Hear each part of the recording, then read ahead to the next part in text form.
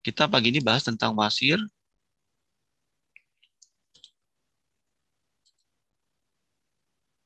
Sebentar ya. Wasir ya. Wasir itu merupakan pembengkakan dari sebentar.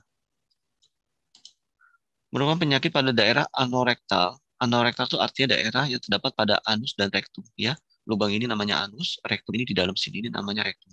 Jadi muara dari usus, ujungnya dari usus besar kita itu namanya rektum yang membentuk kantong. Ya, ini namanya rektum. Kalau lubang ini namanya anal ya, anus. Yang ditandai dengan adanya pembengkakan pembuluh darah vena di sekitar anus. Ini Bapak Ibu, ini pembuluh darah vena yang ungu ini, dan ketika dia bengkak bentuknya seperti ini, bergranul-granul atau bergerenjel-gerenjel atau berbenjol-benjol seperti ini. Disebutnya sebagai prolaps hemoroid, prolapsing internal hemoroid. Jadi batas internal eksternal adalah di sini Bapak Ibu, di lubang anus ini ya, di lubang anus ini. Kalau dia posisinya di luar sini itu eksternal seperti yang ini ya, dia di lokasi di luar sini namanya eksternal hemoroid. Kalau dia di dalam tapi dia jeblos, dia membesar di sini, ini yang internal, terus membesar membesar membesar seperti ini terus ke bawah, akhirnya dia keluar, itu adalah hemoroid internal yang mengalami prolaps, itu bahasa medisnya, atau eh, ambien atau wasir bagian dalam yang jeblos keluar gitu kira-kira ya. Yang internal itu hemoroid internal yang lokasinya di dalam sini, ini dan ini internal belum keluar, ini internal sudah mengalami prolaps sehingga dia menjadi keluar. Yang internal itu sering mengakibatkan perdarahan dubur, Bapak Ibu. Ciri-cirinya. Terus kemudian berwarna merah cerah dan tidak nyeri saat buang air besar. Jadi kalau diperiksa anusnya, ya, itu akan seperti kayak daging kemerahan, warna cerah, daging warna ceri gitu, atau warna merah darah, ya. Dan ketika buang air besar, BAB ini singkatan dari buang air besar, itu tidak mengalami nyeri, ciri-cirinya.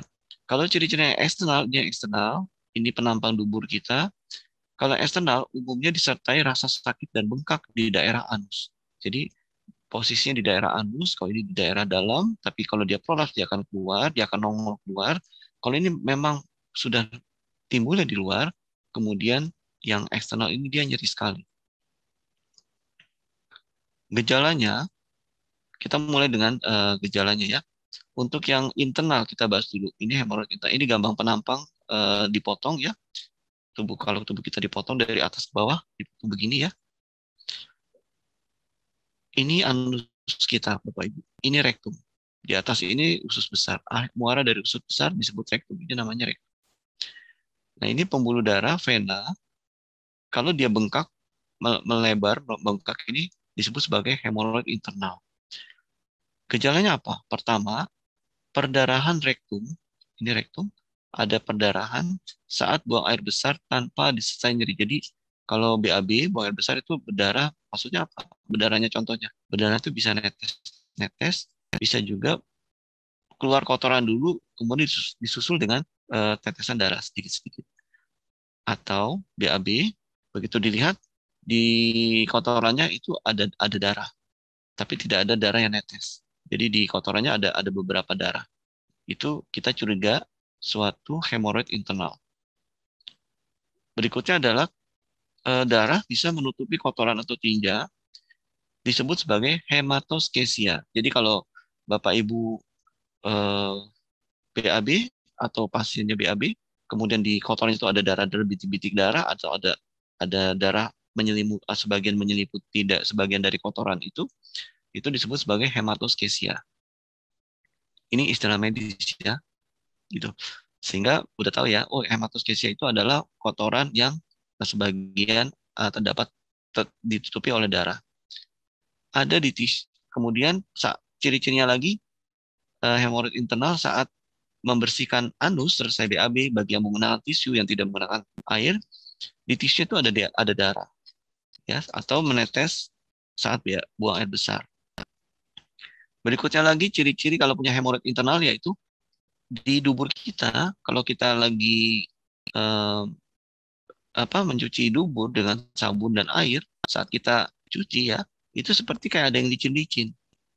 seperti kayak ada lendirnya, seperti kayak ada ingus tapi tidak tebal.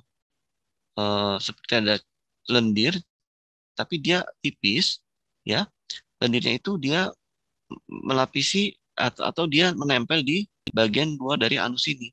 Jadi ketika Bapak Ibu sedang MCK, cebok ya, membersihkan anusnya, ketika dicuci dengan sabun, ada licin-licin. Nah, itu berarti ada kok kayak ada lendir licin ya. Nah, itu hati-hati. Jangan-jangan Bapak Ibu sudah mengalami hemoroid yang internal.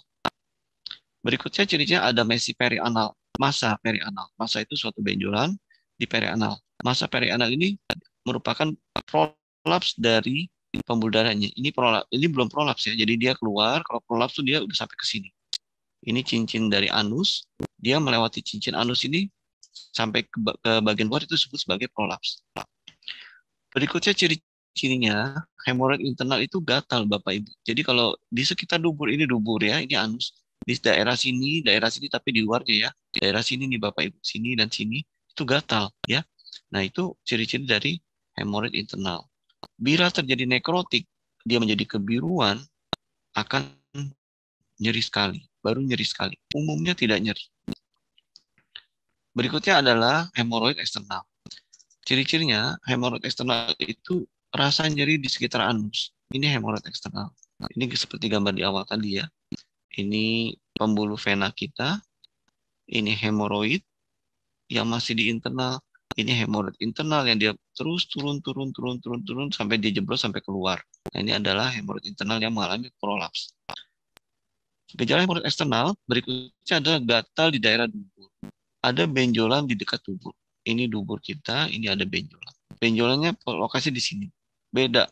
Kalau benjolan yang internal, pusat benjolannya bukan di luar, tapi di dalam. Walaupun kelihatan dari luar. Jadi dilihat benjolan, oh ini dari dalam nih benjolannya. Berarti hemoroid internal. Walaupun dia kelihatan dari luar. Ya, sudah bisa membedakan ya.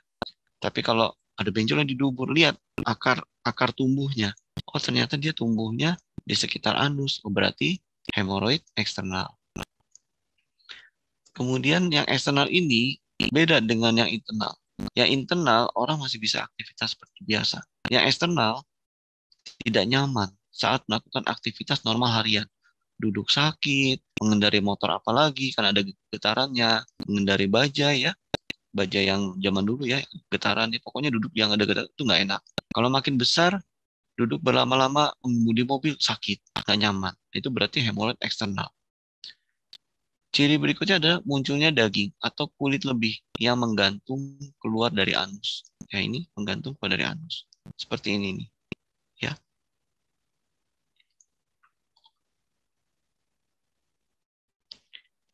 Kemudian kita lihat lagi, sebenarnya penyebab dari hemoroid atau wasir itu apa sih? Ada beberapa penyebabnya Bapak Ibu. Yang pertama, BAB tidak teratur.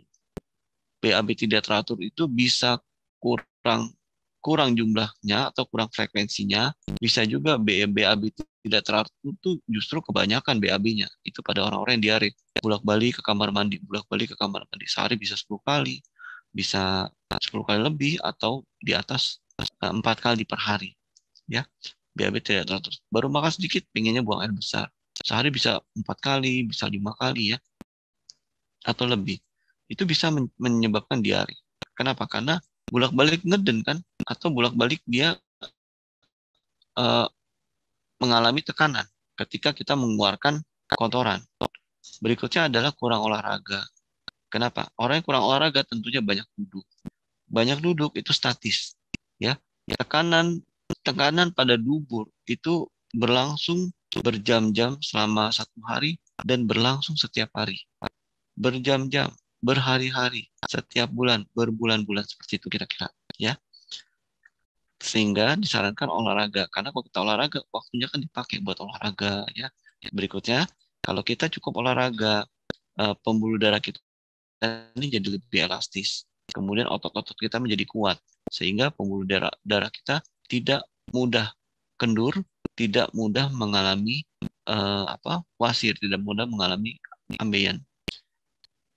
Penyebab ambeien berikutnya atau wasir adalah makan rendah serat. Contohnya makanan rendah serat itu yang gula-gula, tepung, roti ya, Jadi kurang sayur, kurang buah. Kenapa? Karena kalau kita rendah serat, ketika kita BAB itu cenderung agak lebih lama, butuh waktu untuk bisa kotoran itu keluar semua. Tapi kalau kita banyak makan serat dan buah-buahan, kita hanya membutuhkan waktu singkat untuk BAB Bapak Ibu. Maksudnya apa sih? Jadi gini, kalau orang yang cukup makan serat, buah dan sayur, dia jongkok di atas kloset, di atas tempat BAB, jongkok sebentar, keluar semua ya. Dia sudah merasa perutnya sudah enak, sudah berasa kayaknya udah nggak ada yang mau keluar lagi nih. Nah, sehingga dia cepat-cepat selesai, dia cepat udahan. Maksudnya apa? Nah, dengan dia cepat udahan sehingga tekanan pada dubur tidak berlangsung lama, hanya sesaat, dia 5 menit selesai udah. Tapi kalau orang yang rendah serat, terutama sering makanan yang berlemak, berminyak ya, kemudian banyak gula, tepung-tepungan, BAB-nya keluar memang, tapi masih ada yang belum berasa mules, tapi kok belum keluar, kayaknya masih jauh dari usus, kira-kira begitu. Sehingga dia tungguin agak lama. Karena kalau mau udahan, rasanya kayak masih ada kotorannya. Tapi kalau ditungguin kok agak lama. Nah itu karena apa? Karena kurang serat.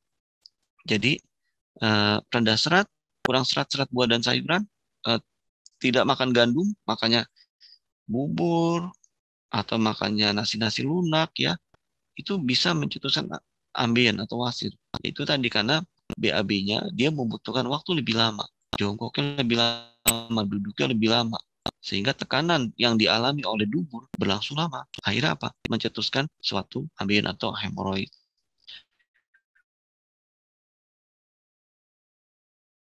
Keempat, mengejan berkepanjangan. Jadi usahakan BAB tidak mengedan-mengedan atau tidak mengejan. Kedua, adanya massa di perut atau kehamilan. Urusannya apa, Dok? Ada. Ini perut kita ketika ada massa, ada suatu tumor, ada suatu benda atau bayi. Bapak Ibu bayangin, bayi kan beratnya rata-rata 2,5 kilo sampai 4 kilo ya. Nggak ada bayi 6 kilo. Mungkin ada 6 kilo, tapi rata-rata 2,5 sampai 4 kilo. Secara umum 2,5 sampai 3 kilo. Bapak Ibu bayangin, di dalam perut kita ada suatu benda rata-rata 3 kilo atau 4 kilogram. Nah, tentunya dia akan menahan ke bawah. Karena apa? Karena ada daya gravitasi. Jadi ibu hamil, dia berdiri, selalu ada tekanan di dalam perut yang mendorong ke bawah. Dia duduk, nggak usah hamil aja tekanan ke dubur ini tinggi. Ya, dubur mengalami tekanan ketika kita duduk. Ditambah lagi ada bayi, 3 kilo. Sehingga tekanannya, bebannya ditambah 3 kilogram. Mencetuskan jadinya ambien atau wasir. Ya. Faktor penuaan. Kenapa? Karena kalau kita sudah usia sudah banyak, tentunya sel-sel kita juga sudah semakin menurun fungsinya. Sel-sel kita juga sudah semakin kendur. Pembuluh darah kita elastisitasnya berkurang, ya, sehingga mudah terjadinya ambien, rapuh. Elastisitasnya berkurang, rapuh, mudah terjadi ambien. Faktor berikutnya karena faktor genetik atau keturunan. Nah, berikutnya adalah batuk kronis. Kalau coba Bapak Ibu, pernah nggak batuk yang sering dan batuknya berat? Pernah ngalamin nggak? Beberapa orang, terutama perempuan, ya wanita, saya pernah dengar dulu-dulu ya, batuk, dok batuknya apa ngeklek apa ya kira-kira begitu. Sampai saya pipis dok di celana begitu. Oh, saya bayanginnya kuat sekali ya, maksudnya kok, cuman saya nggak ngomongin. Berarti tekanannya kuat ya. Nah itu. Karena ketika kita batuk-batuk terus, terjadi tekanan pada abdomen yang berlangsung secara terus-menerus. Tekanan itu terutama menekan terus ke daerah dubur. Itu juga bisa mencetuskan terjadinya ambien. Batuk kronis di batuk lama. Contohnya pada pasien TBC, pada pasien pneumonia infeksi paru non TB, ya, itu dia batuk kronis. Atau pada pasien-pasien kanker paru, dia juga akan batuk-batuk terus ya. Ini berikutnya lagi, terlalu lama duduk di toilet. Nah, Bapak Ibu, kalau duduk di toilet jangan baca koran. Boleh baca koran, tapi batasi 5 menit. Selesai nggak selesai, udahan dulu. Nanti kalau rasa mudah sekali, baru ke kloset lagi, ke restroom lagi, ke, ke kamar kecil lagi. Berikutnya adalah proses melahirkan. Kenapa? Pada saat melahirkan, kan seorang ibu berusaha mengejan. Gitu ya. Nah, ketika dia mengejan itu, dia menekan untuk mengeluarkan bayinya, terjadi tekanan yang tinggi pada dubur. Sebagian ibu mengalami jadi ambeien setelah dia proses melahirkan. Tingkatan ambien internal, Bapak Ibu, terbagi menjadi 4, ya, atau 4 derajat atau 4 grade. Kita menyebutnya tingkat, pakai tingkat aja ya dengan bahasa Indonesia. Tingkat pertama tanpa prolaps atau disebutnya tanpa benjolan keluar. Ini tingkat pertama. Dia ada di dalam, dia tidak mengalami prolaps. Hanya penonjolan pembuluh darah. Tahu dari mana, Dok? Tahunya dari ketika dokter melakukan pemeriksaan fisik, didampingi perawat, ya, jarinya masuk ke dalam dubur, ya, masuk ke dalam dubur, diraba lingkaran di dalam dubur itu. Ada benjolan nggak? Nah, kalau hanya ada benjolan terus ditanya, terus begitu tarik keluar lihat ada darahnya nggak? Kalau ada garis darah, berarti ini suatu hemoroid atau ambien internal grade 1. Jadi hanya ada benjolan dan baru bisa dilihat dengan diraba atau menggunakan kolonoskopi atau anuskopi. Tingkat 2, benjolannya keluar nih Bapak Ibu ketika mengejan, tetapi begitu udah nggak mengejan, benjolannya masuk lagi. Ya, jadi ini benjolan ya, ini kelihatan ya. Ini hanya benjolan di dalam, ini benjolannya keluar dikit. Jadi keluar sedikit. Kalau nggak nggak ngeden, dia nggak keluar. Tapi ketika ngeden, ya dia keluar. Gitu. Gimana cara periksanya? Jadi pasiennya diminta dalam posisi seperti orang sholat bersujud ya, seperti posisi bersujud. Kemudian tentunya harus didampingi perawat ya dokter kalau periksa ini. Pas dibuka ya dilihat duburnya, diminta mengejan. Coba ngeden Pak, ngeden gitu. Ketika pasiennya ngeden atau Bu ngeden ya, gitu. Ketika pasiennya mengejan atau ngeden, keluar tuh benjolannya. Begitu dia udah nggak ngejen lagi, nggak ngeden lagi, benjolannya masuk lagi. Nah itu bahasa gampang. Oh berarti ini hemoroid grade 2 ya. Yang grade 3, benjolan keluar ketika mengejan. Bu, nungging ya, posisi bersujud. Ya bersujud. Ya, ceritanya ini dokter damping perawat ya. Coba Bu mengejan Bu, Pak mengejan Pak, ngejan, ngeden, ayo ngeden Pak, ngeden. Keluar benjolannya. Udah Pak, nggak ngeden lagi, nggak usah ngeden lagi. Dia udah nggak ngeden lagi kan? Loh, benjolannya nggak masuk. Itu berarti grade 3 ya, kebayang ya. Sehingga dokter Oi perlu dorong pakai sarung tangan, handscoon yang karet, didorong. Pak, izin ya, maaf saya dorong ya, ini benjolnya keluar nih. Mesti didorong biar dia bisa masuk lagi. Izin dulu, jangan langsung nyoblok-nyoblok ya. Karena kan nanti orang bisa marah. Apalagi kalau perempuan pasiennya. Bu, izin ya untuk dimasukkan. Pakai pelumas, ya masukin. Ya. Itu berarti derajat 3. Derajat 4, benjolannya keluar dan tidak bisa didorong. Jadi nggak usah ngeden-ngeden, Pak, tolong posisi sujud. Dilihat, saya mau lihat.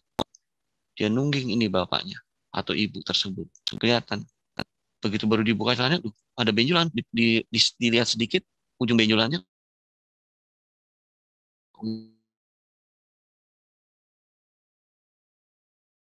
Ini di dalam, ini munculnya. Berarti apa? Ya, grade 4. Ada benjolan nggak pakai ngejen-ngejen, itu berarti grade 4. Ya. Kalau kayak begitu nggak usah didorong-dorong. Kenapa? Dengan didorong-dorong juga dia nggak akan masuk lagi. Karena loh kok bisa begitu? Iya. Karena begini, ini yang grade 4 nih Bapak Ibu. Sumbernya di sini, dia udah keluar sampai di sini. Didorong-dorong ke dalam, ya. Ini gambarnya sudah Dr. tunjuk ya. Didorong-dorong ke dalam, ya. Ya nggak bisa karena ujungnya dia benjolnya udah dari dalam sampai keluar. Jadi udah terlalu kepenuhan lah kira-kira begitu. Itu di grade 4. Jadi pasien bersujud, nungging, udah ada benjolan, yang nggak usah pakai didorong-dorong, yang nggak usah pakai ngedorong, pokoknya ada benjolan aja. Coba tekan dikit, nggak masuk, ya udah berarti itu grade 4. Jangan dipaksa-paksa didorong. Ini gambaran lainnya. Ini tadi gambaran kartunnya. Nah ini sekarang ada gambaran fotonya Bapak Ibu, ilustrasinya ya. Ini grade 1, dia bisa dilihat ini suatu eh, penonjolan ya. Ini penonjolan ya dari vena ya. Ini dengan kolonoskopi. Ya, ini ada air ya, ada cairan ya. supaya licin ya. Ada. Ini gambar ini didapat melalui kolonoskopi Bapak Ibu. Yang kedua, ini ketika dia mengejan, minta ngeden keluar. Nih, bentuknya seperti ini. Masih kecil, ya. Bapak Ibu bisa lihat ya, walaupun besar tapi pendek tangkainya. Lihat ya. Ini pusat benjolannya. Ini saya sedikit ngajarin cara mendiagnosa ya. Ini pusat benjolannya dan dari pusatnya sampai ke benjolannya itu pendek. Ini berarti grade berapa? Grade 2, ya. Yang grade 3 nungging atau posisi bersujud mengejan. Dia ngejan ya. Keluar itu benjolannya. Lihat, kita bisa lihat. Nah, ini benjolannya. Ini pendek ya, ini panjang ya. Kemudian ketika udah dia selesai ngejen, dia udah nggak ngejen lagi, nggak masuk, harus dibantu untuk dimasukinnya. Itu berarti grade 3, lebih panjang tangkainya, kolapsnya. Berikutnya, yang keempat, grade 4, coba dibuka sananya, posisi sujud atau nungging ya, bersujud ya, posisi bukan nungging rata, tapi agak menukik ya, seperti bersujud itu. Lihat, ya, udah kayak begitu. Seperti ini Bapak Ibu, kemerahan ya. Kemudian ada bagian yang biru-birunya. Ini nekrosis. Kalau yang biru-biru ini sebutnya nekrosis. Pokoknya banyak seperti ini ya. Terus tanpa mengejan, kalau tanpa mengejan sudah keluar seperti ini, Bapak Ibu jangan coba dimasuk-masukin ya. Jangan. Sakit. Nanti pasti akan kesakitan. Pertama, kedua, kalau pasiennya ternyata yang meriksa laki-laki dan pasien perempuan nanti marah ya, dan kurang tepat juga ya. Jadi pokoknya lihat kayak begini, wah ini grade 4 ya, udah jangan diapain. Indikasinya apa? Grade 3 dan grade 4 ini merupakan indikasi operasi. Ini ambeien eksternal. Tadi gambaran internal, ini gambaran dari eksternalnya. Seperti tadi kita sudah lihat sama-sama. Kemudian Bapak Ibu, bagaimana kita mau meriksa? Cara kita memeriksa suatu wasit atau ambeien. Ada beberapa pemeriksaan. Yang saya rangkum itu adalah ada 4. Yaitu pemeriksaan fisik.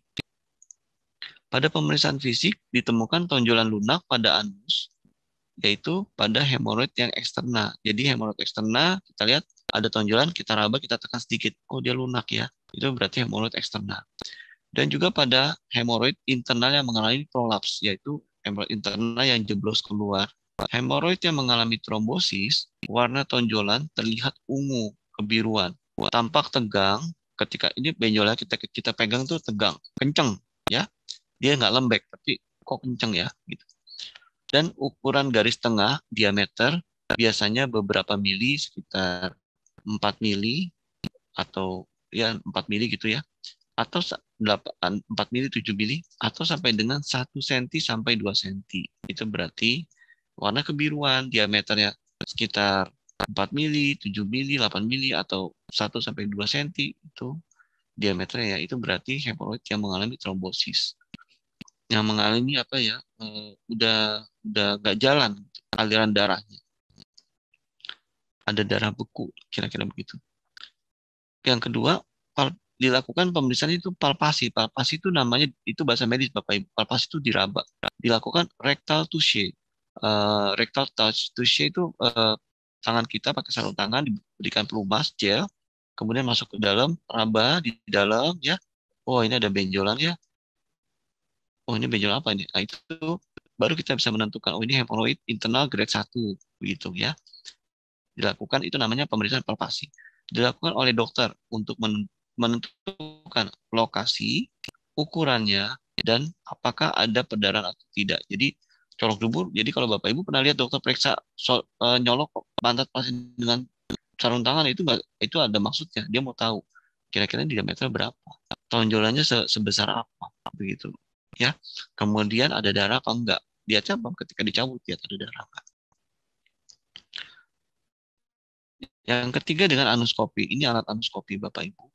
Berikutnya dengan kolonoskopi. Ini contoh gambar dengan kolonoskopi. Ya, pasiennya tidur. Kalau kolonoskopi ini pasiennya dilakukan bius. Kalau untuk hemoroid aja enggak ya. Tapi kalau yang sampai ke kolonoskopi itu jadi hanya enggak cuma melihat ambeien ya. Tapi kalau kolonoskopi itu dia melihat mulai dari lubang anal sampai sepanjang usus besar. Namanya juga kolonoskopi. Dia akan memeriksa saluran seluruhnya kolon sampai ke rektum. Karena masuknya dari luar, maka begitu awal masuk si alat kolonoskopi ini, dia akan melihat ini ada hemoroid nih, yang internal di sekelilingnya, grade berapa, grade berapa, grade berapa. Nah itu nanti akan ditulis oleh dokter saat pelaporan ke pasien dan ke rumah sakit. Dan selanjutnya ya, terus masuk ke dalam alat kolonoskopi ini, menelusuri, menyusuri seluruh sampai ke akhir dari kolonnya. Jadi dia akan gambarannya seperti ini. Kemudian kita masuk pada bagian penata laksanaan. Hemoroid diapain aja ya? Yang pertama, Bapak Ibu, kita terapi dengan non farmakologis. Jadi kalau sudah ada hemoroid supaya tidak semakin memberat, tidak semakin bertambah jumlahnya, makanlah makanan berserat, yaitu buah, sayuran ya. Kemudian gandum ya. Jadi makanan kacang-kacangan ya, kacang yang berserat untuk mempermudah saat kita buang air besar. Berikutnya menghindari makanan yang menyebabkan konstipasi, menyebabkan susah buang air besar, yaitu makanan pedas ya, alkohol, minuman bersoda. Ini membuat kita sulit BAB. Jadi bagi Bapak Ibu, kalau bawa jalan-jalan anaknya minum minuman bersoda, putra-putrinya pulang kira-kira 1-2 jam kemudian sesudah minum minuman yang bersoda saat jalan-jalan, kasih buah, kasih sayur ya setiap hari. Jadi jangan saat makan langsung dikasih buah, biar aja senang-senang dulu, nikmati dulu makanannya. Ya 1-2 jam kemudian di rumah, udah pulang, sudah mandi, udah bersih, sajikan buah di piring, ya kasih makan. Supaya apa? Supaya besok saat BAB, saat buang besar lancar. Kemudian perbaiki cara BAB-nya. Paling baik yaitu BAB jongkok, bukan duduk dengan waktu yang lama. Kenapa? Karena ketika jongkok, tekanan ke arah dubur itu betul-betul maksimal, Bapak Ibu. Dan terbentuk suatu posisi garis lurus, tidak nekuk. Satu, manfaatnya. Sesuatu yang nekuk-nekuk, tentu keluarnya lebih lama. Tapi kalau sesuatu yang lurus, untuk keluar dia seperti jalan tol, langsung plus, langsung keluar. Gitu. Pertama. Kedua, jongkok, tekanannya lebih tinggi. Dengan tekanan tinggi dan saluran yang berbentuk salurannya lurus, ya, dibantu dengan tekanan yang tinggi dengan jongkok, tentunya apa? BAB-nya menjadi lebih cepat, lebih singkat, ya, lebih mudah, begitu. Jadi posisi buang air besar yang paling baik adalah jongkok, Bapak Ibu. Paling lama berapa? 5-7 menit.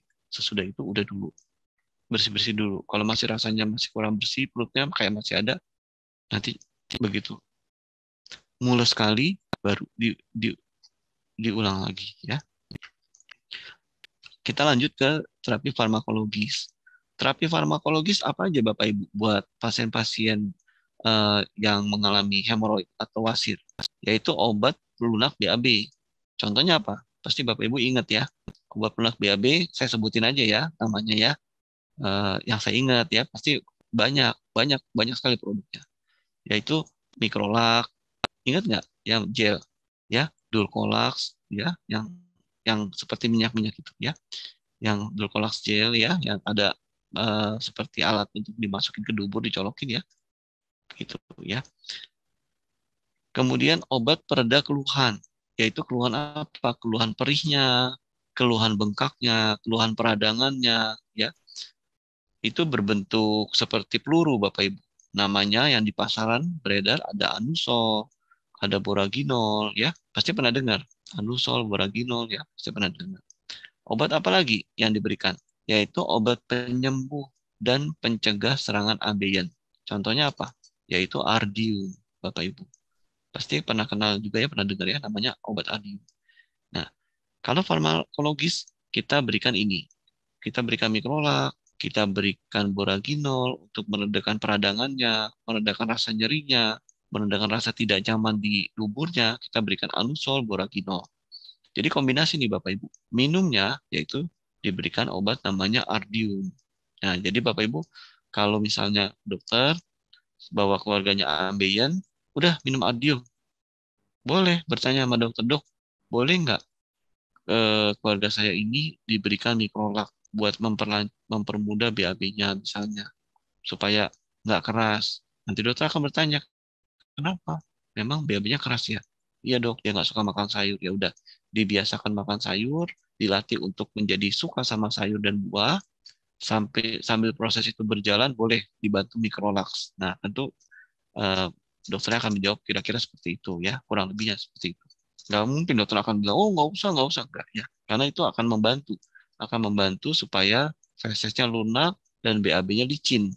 Ya, kenapa licin? Kalau BAB-nya keras dan keset, dia lewat, dia nabrak si ambeien itu, akhirnya apa? Bisa luka, bisa perdarahan, bisa terjadi potensi infeksi. Sehingga dokter tidak akan, nggak boleh, nggak. Ya, pasti dokter akan, oh kalau itu baik, silakan. Oh, ditambahin boleh. Gitu. Bisa beli sendiri nanti mikrolaksnya. Gitu. Kedua, berikan anusol yang kayak peluru. Anusol itu yang bentuk-bentuk peluru yang mungkin Bapak Ibu pernah diresepkan dokter, pernah diberikan dokter, dia bukan penyembuh dari ambeien. Dia secara lokal mengobati rasa nyeri di dubur, kemudian dia mengurangi peradangannya, yang rasa nyut-nyutannya itu, rasa nggak enak itu jadi dia menjadi lebih cooling down, lebih tenang peradangannya, sehingga rasa tidak nyaman di dubur itu akan teratasi. Jadi sudah pelunak, minyak ya, pelunak, kemudian minyak ya, supaya tidak iritasi pada wasirnya, kemudian pereda keluhan yaitu albumin ditambah ardium yang diminum supaya apa? Dia memperbaiki pembuluh vena dari dalam secara sistemik. Terapi berikutnya adalah terapi non bedah. Ya, terapi non bedah Bapak Ibu pernah ingat nggak diapain? Ya, contohnya diikat. Jadi ambenya itu diikat dengan alat. Ya, jadi alatnya masuk seperti lasso, seperti koboi mau nangkap kuda. Caranya begitu Bapak Ibu. Jadi ini ambennya, ya, ini ambennya nih, ya. Ini apa benangnya dengan alatnya ada di depannya ada benang bulat ya, benang melingkar seperti lasso, dilingkarin ke hemoroidnya ya Bapak Ibu. Kemudian dengan alat itu ditarik otomatis benangnya itu akan mengikat Bapak Ibu. Jadi kayak dicekek ya. Kalau dicekek akhirnya apa? Suplai aliran darah ke sini nanti tidak lancar. Kalau dia tidak lancar akhirnya apa? Dia akan mengalami disease ya. Dia akan mengalami kematian jaringan dan akhirnya dia rontok. Nah, ini diikat mati, diikat betul-betul, diikat kuat, ya. Jadi nanti dia eh, mengalami kematian dan akhirnya dia lepas, dia rontok, ya. Itu namanya ligasi, ligasi hemoroid. Tapi berikutnya adalah dengan herbal. Nah, ini herbal ini terapis dari bahan alami, Bapak Ibu. Jadi eh, minim efek samping, ya. Kemudian tidak mengandung kimia. Ini merupakan harapan yang seluruh dunia sampai saat ini selalu berlomba-lomba untuk menemukan obat HIV dari alami apa. Kita beruntung ya, terutama saya yang sangat beruntung sekali. Eh, tahun lalu saya takut banget sama yang namanya COVID, tapi sekarang sejak saya kenal Supahabu, eh, bukan takabur ya, jadi tahu karena pengalaman ya, dan memberikan pada orang melihat dan nyoba sendiri langsung sengaja ngenain dengan COVID, sembuh. Saya baru, wah ini jadi senang ya, jadi ketemu obatnya. Nah, berarti terbukti bahwa ketika di seluruh dunia berlomba-lomba untuk menemukan eh, penyembuh yang berbasis dari alam, yang dari herbal, ya, saat ini kita sudah bisa menemukan, ya, walaupun belum belum banyak ditulis oleh jurnal, ya, kita sudah bisa, terutama saya sendiri, percobaan kecil-kecilan sudah bisa menemukan ketika terkena COVID pakainya Supahabu Alfa, dosisnya berapa, dan berapa lama. Begitu Bapak Ibu. Yang tadinya saya ketakutan sekali dengan COVID itu, sekarang saya udah mulai berani ya, udah mulai mulai berteman deh, tapi nggak bukan menentang COVID ya, tapi udah berani ya. Jadi artinya kalau ada siapapun yang COVID, cepat-cepat saya sebarin, kasih Supahabu Alfa. Begitupun juga dengan hemoroid ini. Ya, hemoroid ini bisa diterapi dengan herbal Bapak Ibu. Herbal apa? Supahabu Alfa dan Beta. Nanti kita lihat. Terapi berikutnya adalah operasi ya. Indikasi operasi itu pada hemoroid yang interna derajat 3 dan 4. Tadi kita sudah belajar Bapak Ibu sama-sama derajat 3 dan 4 seperti apa. Kemudian hemoroid interna dengan perdarahan berulang dan adanya suatu anemia dan prolaps. Jadi kalau udah ada berkali-kali bleeding ya, berkali-kali berdarah, ya, udah itu operasi indikasi. Berikutnya adalah hemoroid dengan terapi non operatif tidak berhasil. Jadi udah dipakein ardium ya, udah dipakein herbal ya, kombinasi antara kimia dan herbal, sudah makan makanan berserat, sudah dikasih yang pelunak-pelunak, tapi dia nggak sembuh. Berarti apa? Oh, itu indikasi operasi. Evaluasi berapa lama? 6 bulan. Jadi diberikan obat-obat tersebut 6 bulan tidak ada perubahan, ya, itu merupakan indikasi operasi. Jadi Bapak Ibu kalau ditanya oleh pasiennya, ini ada ambeien nih, kira-kira perlu operasi nggak ya? Bapak Ibu udah pinter ya, udah bisa melihat. Atau kalau misalkan nggak bisa lihat langsung, ada nggak yang catatan dari dokternya? Ambeinnya grade berapa ya? Udah beda ya. Jadi ketika nanti Bapak Ibu dapat laporan, ada pasiennya, ini dia ambeinnya bisa nggak sih pakai Supabu? Nggak langsung, nggak sekedar kasih sekian kali sekian, segini kali segini, enggak. Tapi Bapak Ibu bisa memulai dengan dari dokternya grade berapa gitu ya. Begitu disebutkan ciri-ciri dari grade ini, indikasi operasi, Bapak Ibu bisa bilang, boleh. Ini merupakan udah indikasi operasi sebetulnya. Nanti proses penyembuhannya bisa diberikan Supahabu. Yang keempat, hemoroid eksterna dengan trombosis akut. Trombosis akut itu begini. Hemoroid eksterna dia udah besar sekali, lokasinya di luar, kemudian dia udah warnanya kebiruan dan nyeri sekali. Pasien mengalami nyeri hebat. Udah itu indikasi operasi, ya. Jadi gampang ya Bapak Ibu ya. Kalau ada laporan dari pasien-pasien Bapak Ibu, ini dia ada ambe ini, kira-kira bisa nggak pakai supapu? Apa operasi aja? Bilang, tunggu dulu, jangan langsung operasi dulu. Kata dokternya grade berapa, gitu ya. Kalau grade 3 4 jangan langsung ngomong ya. Kalau ketika mereka sebutin grade 3 kata dokter, oh grade 3 ya. Grade 3 sebenarnya sudah indikasi operasi, tapi boleh dicoba dengan supahab selama 6 bulan. Gitu. Kalau 6 bulan tidak ada perbaikan, operasi. Beda ya, jadi nggak sekedar cuma kasih ini, kasih itu. Ini Bapak Ibu, kenapa di dunia berlomba-lomba untuk meneliti untuk pemberian bahan herbal berbasis alami? Karena gini, Supahabu, karena gini, yang pertama adalah bahan kimia itu sembuh di satu sisi, penyakitnya sembuh, tapi efek dari kimia tersebut bisa menyebabkan kerusakan pada organ yang lain. Contohnya apa? Contoh ya, contoh metformin. Metformin itu obat untuk gula darah, untuk dia obat anti hiperglikemik oral. Sampai saat ini masih dipakai. Namun efek sampingnya jangka panjang dia bisa merusak ginjal. Tapi sampai saat ini masih tetap dipakai. Kenapa? Karena dia relatif aman, dia relatif tidak segera membuat gula darah menjadi drop, ya. Kemudian dia memiliki manfaat-manfaat lainnya, sehingga sampai detik ini metformin tetap dipakai, Bapak Ibu. Jangka panjang ya, nggak kalau dipakai sebulan ya enggak ya. Tapi kalau jangka panjang tuh bertahun-tahun, berbulan-bulan ya, dia bisa menyebabkan kerusakan ginjal. Kemudian metformin itu dipakai berbulan-bulan, bertahun-tahun, bisa menyebabkan apalagi disfungsi ereksi. Ya, kita pernah belajar di produk orientasi Supabu, salah satu disfungsi ereksi disebabkan salah satunya yang dari obat-obatan yaitu oleh metformin ya. Jadi dia bisa menyebabkan disfungsi ereksi di kemudian hari. Tapi metformin masih tetap dipakai karena dia memiliki banyak kelebihan selain kekurangan. Nah, itulah namanya bahan kimia, Bapak Ibu. Jadi, dia memiliki kelebihan tapi sayangnya dia ada beberapa kekurangan yang di kemudian hari dia bisa merusak organ lainnya. Karena itu, negara-negara di seluruh dunia selain menciptakan untuk sementara menciptakan obat-obat untuk membantu manusia dengan bahan kimia sambil mencari cara dengan bahan alami seperti yang saya alamin itu kemarin ya, eh, mengobati COVID dengan bahan alami yaitu dengan herbal Supahabu. Yang berikutnya polyherbal. Polyherbal itu adalah gabungan Bapak Ibu berbagai macam herbal. Jadi contoh Supahabu alfa isinya albumin, kurkuma dan moringa. Kenapa harus pakai tiga? Kenapa nggak albumin aja? Kenapa nggak kurkuma aja sih? Kok Supahabu nggak bikin moringa aja? Bikin aja moringa, nggak usah tiga-tigaan gitu ya. Begini Bapak Ibu.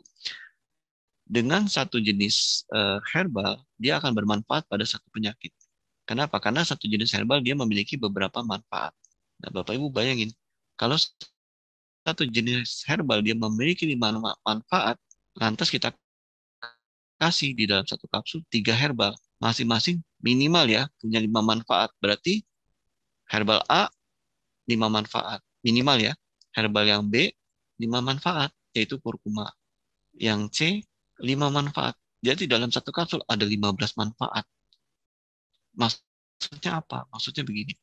Untuk mencapai suatu hasil yang cepat, untuk mencapai suatu hasil yang lebih baik, sehingga tidak diperlukan dosis yang terlalu tinggi. Kenapa?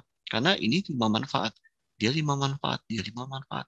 Masing-masing punya keahlian dan kelebihan yang banyak. Sehingga dengan satu kapsul supahabu sudah mendapatkan 15 manfaat. Ini diobatin, itu disembuhin, ini diperbaiki, yang sana direcovery, yang ini selnya diremajakan gitu. Jadi nggak kita minum peremajaan sel aja, tapi dia tidak memperbaiki yang lain. Kita minum herbal, dia memperbaiki yang ini, tapi dia tidak meremajakan sel. Nah, itu tujuan dari mengapa supahabu berisi polyherbal Bapak Ibu. Supaya dosis tidak perlu tinggi untuk mencapai hasil yang lebih baik, kemudian memperbaiki tidak hanya pada satu sisi, memperbaiki dari berbagai macam sisi. Bagaimana terapi ambeien ini atau wasir atau hemoroid ini dengan herbal? Kita bisa menggunakan Bapak Ibu supahabu alfa dan beta. Kita mulai dengan yang alfa. Supahabu alfa satu kapsul ya. Jadi Bapak Ibu mulai sekarang usahakan Bapak Ibu kan senjatanya itu supahabu ya. Saat ini alfa, beta dan MX. Harus tahu per kapsul itu isinya apa. Per kapsul itu dosisnya 500 mg per kapsul. Dari 500 mg itu 300 mg berisi albumin. Albumin yang berasal dari ikan gabus. Bukan albumin dari telur ya, karena albumin bisa dari berbagai macam sumber. Ekstra kurkuma atau temulawak yang berasal dari kurkuma dosisnya 100 mg. Jadi ini 300, albuminnya 300 mg, kurkumanya 100 mg, udah berapa? Sudah 400 mg ya. Kemudian mengandung moringa atau daun kelor senilai 100 mg. Ya, 500 mg. Jadi 300 albumin, 300 mg albumin, 100 mg kurkuma, dan 100 mg daun kelor. Itu isi dari per kapsul supahabu alfa. Supahabu alfa ini Bapak Ibu sudah memiliki izin edar di Badan POM, kemudian sudah dipatenkan dengan teknik ekstraksi, ya dengan teknik ekstraksi canggih ya modern ya. Teknik ekstraksinya ini dipatenkan loh. Jadi nggak bisa dicontek-contek oleh orang lain. Jadi nggak sekedar ikan dikeringin, ditumbuk-tumbuk, masukin ke kapsul secara manual, bukan ya. Udah pakai alat dan ada teknik tertentu supaya zat berkhasiatnya betul-betul timbul.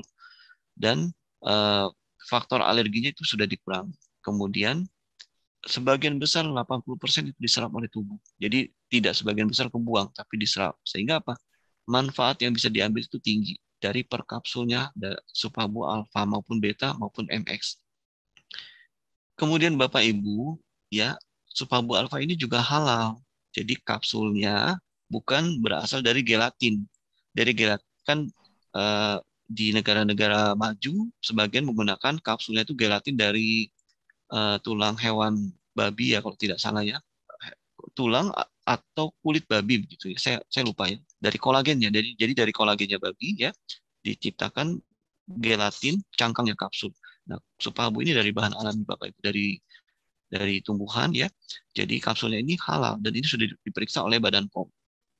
Kemudian diteliti juga oleh tim peneliti yang berpartner dengan supahabu, manfaat dari supahabu ini Bapak Ibu oleh tim peneliti dari Jepang dan mendapatkan apresiasi dari Tokyo Medical Journal. Kemudian Eropa Journal juga membahas tentang supahabu ini. Ya, jadi secara tingkat dunia supahabu ini kadarnya itu sudah diakui Bapak Ibu. Jadi dari Jepang dan dari Eropa mereka sudah mengacungkan jempol untuk produk dari supahabu ini. Ya. Sekarang kita bahas tentang albumin yang ada di supahabu alfa. Apa sih kok albumin bisa buat bisa buat ambeien ya Dokter Oi. Ya, pinjam waktunya Bapak Ibu ya. Ini kan hari libur ya. Habis ini bisa liburan ya. Sebentar aja ya. Pertama albumin dia dia untuk kita langsung bahas yang berkaitan dengan ambeien aja ya. Albumin ini dia bersifat sebagai anti peradangan. Ambeien itu terjadi peradangan, terjadi pembengkakan dari pembuluh darah vena dan terjadi peradangan. Albumin ini akan meredakan peradangan pada ambeien. Kenapa? Karena dia memiliki sifat antiinflamasi, ya. Kemudian dia bersifat antioksidan. Dia akan menghambat produksi radikal bebas yang menyebabkan si peradangannya itu semakin berat. Dengan adanya antioksidan, peradangannya semakin lebih cepat untuk meredup, lebih cepat untuk mengecil, meredam, ya. Rasa nyerinya lebih cepat untuk dihilangkan. Kemudian dia bersifat sebagai antikoagulan, mencegah penggumpalan. Seperti kita ketahui tadi, yang sampai biru-biru itu tadi, ambeien yang warnanya biru-biru itu mengalami trombosis. Jadi banyak terjadi pengentalan darah di sana. Kenapa kok terjadi? Karena mampet. Sirkulasi darahnya nggak bisa jalan. Kenapa? Karena pembuluh darahnya bengkak. Ibarat kayak benang, kayak selang Bapak Ibu, selangnya aut-autan, kegulung-gulung, nggak karuan begitu. Pasti ada satu sisi yang terpuntir sehingga tidak lancar. Nah, ketika terjadi ketidaklancaran di dalam selang itu ada darah, darahnya akhirnya beku. Ketika darahnya beku, itu mengalami nekrosis. Warnanya apa? Mengalami trombosis. Trombosis lama-lama mengalami nekrosis. Itu akan menimbulkan sensasi apa? Sakit, sakit sekali, nyeri. Nah, albumin ini dia bertindak mencegah sebagai antikoagulan dan mencegah penggumpalan darah dan menghambat agresi trombosit sehingga kalaupun orang sudah punya hemoroidnya tidak akan menjadi terlalu sakit. Bagi hemoroid yang sudah mengalami biru-biru dan sakit-sakit terus, hemoroidnya gede tapi belum mau dioperasi, kasih Supabu alfa. Kenapa? Karena dia akan mengurangi peradangannya dan dia akan menghambat eh, penggumpalan dari darah tersebut, darah-darah yang mampet itu. Nanti sama albumin ini dia akan diperbaiki sehingga rasa nyerinya berkurang dan darahnya akan secara bertahap menjadi cair lagi yang beku tadi dan menjadi jalan lagi sampai orang tersebut dia siap untuk operasi. Ini tentang kurkuma. Kurkuma banyak manfaatnya sebagai anti cancer seperti kita ketahui Bapak Ibu. Hemoroid atau wasir ini kalau didiamkan terus-menerus lama-lama bisa mencetuskan yang namanya karsinoma rekti atau kanker dari rektum untuk hemoroid yang internal ya. Bisa juga karsinoma rekti di sekitar anus. Jadi untuk hemoroid yang eksternal, kalau nggak diobatin, terus-menerus dia mengalami peradangan, terus radang-radang, lama-lama dia mencetuskan mutasi sel dan bisa berubah menjadi kanker. Ya, kurkuma ini bersifat sebagai anti kanker di dalam Supabu alfa.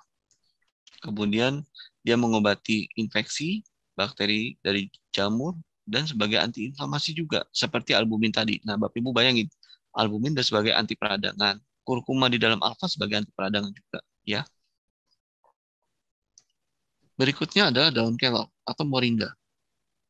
Yang kita mau ambil adalah manfaat efek anti peradangan di dalam daun kelor itu. Bonusnya, dia juga sebagai antioksidan. Bonusnya lagi, menstimulasi pertumbuhan rambut dengan Bapak Ibu minum Supabu alfa, nanti rambutnya lebih tebal ya. Kenapa? Karena dia menstimulasi pertumbuhan rambut karena adanya asam amino nih, esensial amino acid, dia mengandung 9 asam amino esensial ya. Inilah yang merangsang pertumbuhan rambut bagi Bapak Ibu yang rambutnya sudah tipis atau rambutnya warnanya uh, sudah tidak hitam lagi atau warnanya kusam atau kering ya. Jadi bisa diberikan Supabu alfa. Nah, kembali kepada ambeien hemoroid, ini yang mau kita ambil antiinflamatorinya dan antioksidannya. Yang tadi jadi tumbuh rambut itu bonusnya ya. Bonusnya lagi adalah dia mengurangi kerutan-kerutan pada wajah, kerutan-kerutan pada kerutan halus pada punggung tangan kita. Kerutan-kerutan sini ya. Jadi kalau Bapak Ibu nulis tangannya nggak terlihat berkerut-kerut ya. Nah, itu akan diperbaiki oleh Supabu alfa. Dari siapanya? Dari moringganya ini, daun kelornya. Itu bonusnya ya. Padahal tadinya pengen ngobatin hemoroid. Bonusnya rambutnya tumbuh, ya kan enak kan, asik ya, asik ya. Kurut-kurutannya berkurang, hemoroidnya sembuh, yang lainnya jadi lebih bagus. Nah, itu Bapak Ibu manfaat dari polyherbal. Coba kalau cuma minum herbal hemoroid aja, ya hemoroidnya lama-lama sembuh. Tapi kan kerutannya nggak sembuh, kerutannya tidak diperbaiki. Ya, ini manfaat dari polyherbal. Supabu alfa, kenapa kok bisa mengobati hemoroid? Ya, ini kita kupas sedikit ya. Jika luka hemoroid berinfeksi, albumin bersifat sebagai antioksidan. Yang mana sebagai antioksidan yaitu gugus sulfhidril. Dengan gugus sulfhidril, temulawak mengandung sifat antibakteri. Juga jika luka terinfeksi, daun kelor ada antioksidan yang memiliki juga sebagai fungsi antiinflamasi. Seperti tadi sudah disebutkan oleh saya ya. Kombinasi dari Cana striata, kurkuma, dan moringa dapat digunakan sebagai agen anti peradangan dengan cara menghambat aktivasi NFKB, ini sel NFKB ya, mengatur respon imun terhadap infeksi komponen penting imunoglobulin yang merupakan regulator penting dari aktivitas antiinflamasi kurkumin dan flavonoid. Flavonoid itu ada di daun kelor ya, bekerja dengan menghambat pembentukan prostaglandin, tromboksan, dan prostacyclin dengan cara menghambat aktivitas enzim siklooksigenase. Artinya gini, kalau siklooksigenase ini tidak dihambat, maka dia akan mencetuskan, dia akan merangsang pembentukan prostaglandin, tromboksan, dan prostacyclin, yang mana ketiganya ini menyebabkan terjadinya suatu peradangan. Jadi seperti tadi dokter sebutkan ya, dia bisa mengatasi peradangan dari hemoroid ini atau wasir atau ambeien ini.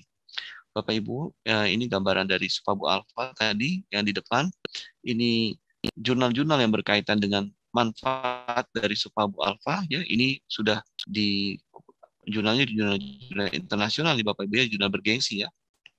Manfaat sebagai antiinflamasi albumin ini sudah ada, sudah dibahas di jurnal di luar ya.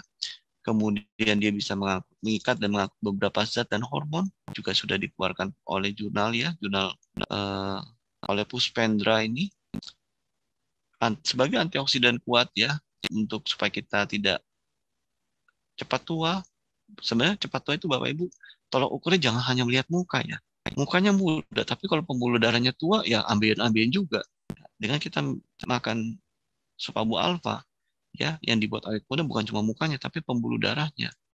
Ibarat beli mobil nih Bapak Ibu, jangan lihat bodinya, bodi mobilnya mulus bagus tapi mesinnya pada rontok ya, jangan ya. Dengan kita makan Supabu alfa ya, usahakan jangan hanya yang luar yang menjadi lebih baik, menjadi awet muda, tapi yang diperbaiki juga pembuluh darah di dalam sehingga tidak mudah terjadinya suatu hemoroid.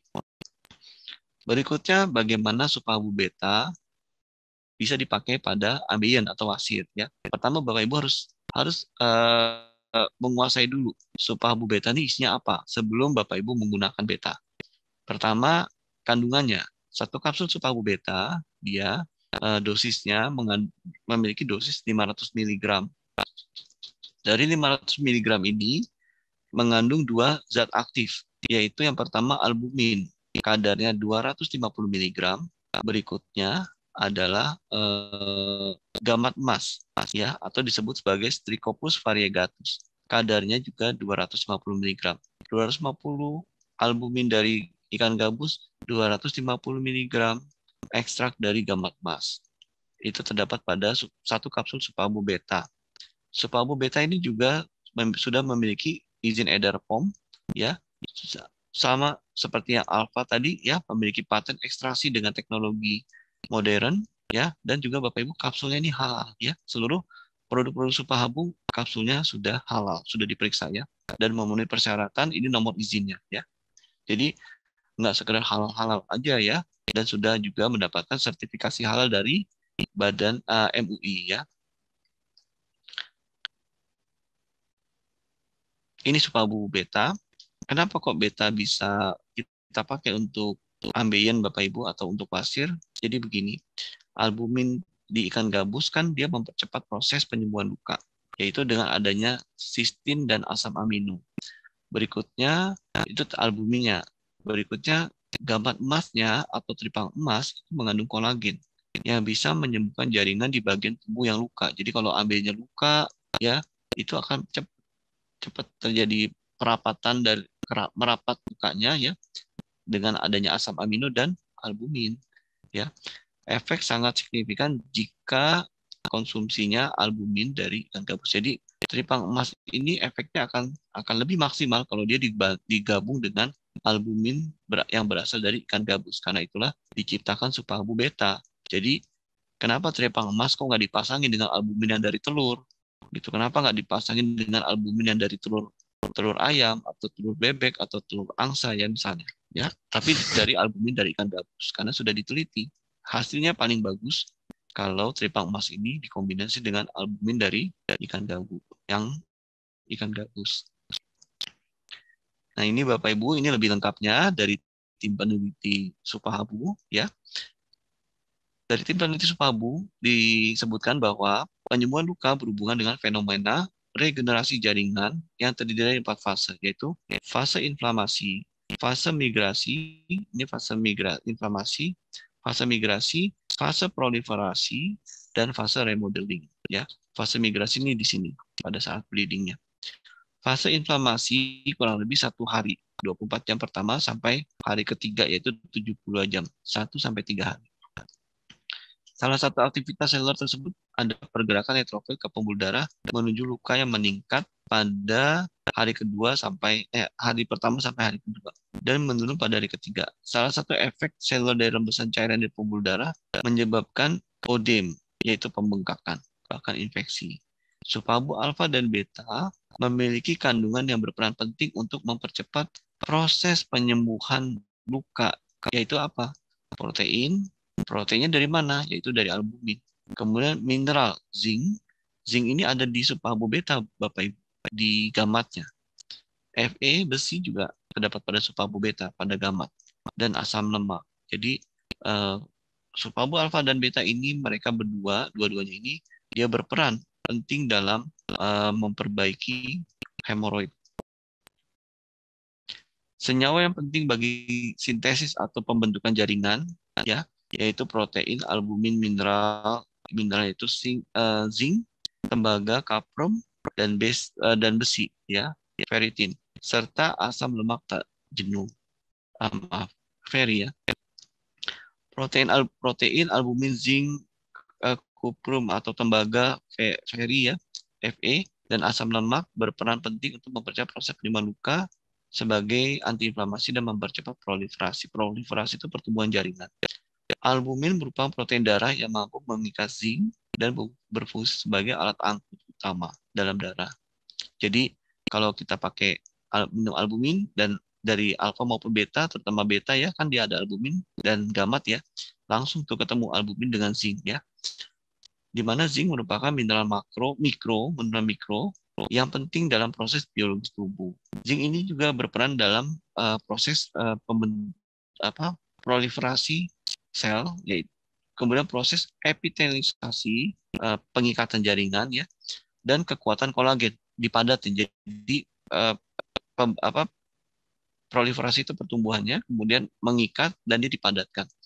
Kaprum atau tembaga berperan penting dalam penyatuan kolagen dan elastin. Jadi ini untuk finishingnya, bertanggung jawab untuk menjaga integritas membran mielin, pembentukan tulang, ya, dan pembentukan jaringan ikat. Jadi kaprum atau tembaga pada gamat emas ini sangat baik Bapak Ibu. Selain ambein, pada siapa? Pada orang-orang yang manula yang tulangnya rapuh, kemudian pada anak-anak pada masa pertumbuhan. Supaya anak-anak di Bapak Ibu tinggi, tulangnya kuat, ya, kasih supabu beta.